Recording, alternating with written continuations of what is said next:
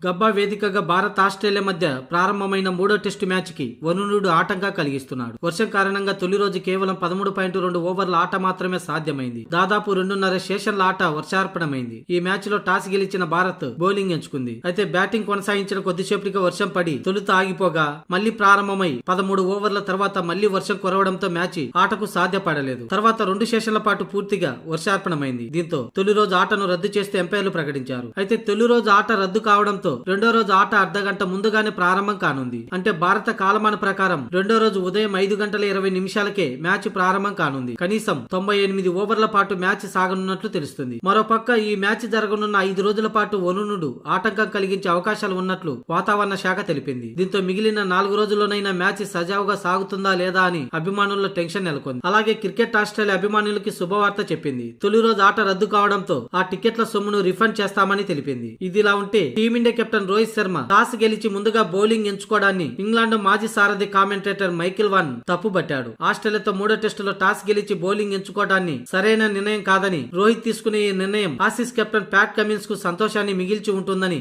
Michael van అభిప్రాయపడ్డాడు. అయితే wicket పై కాస్త పచ్చిక ఉన్నట్లు కనిపించడంతో ముందుగా బౌలింగ్ ఎంచుకోవాల్సి వచ్చిందని, పిచ్చి పరిస్థితులు తమకు అనుకూలిస్తాయని, మ్యాచ్ సాగుతున్న కొద్దీ బ్యాటింగ్ చేయడం సులువు అవుతుందనే ఉద్దేశంతోనే బౌలింగ్ ఎంచుకున్నట్లు టాస్ సమయంలో రోహిత్ శర్మ తెలిపాడు.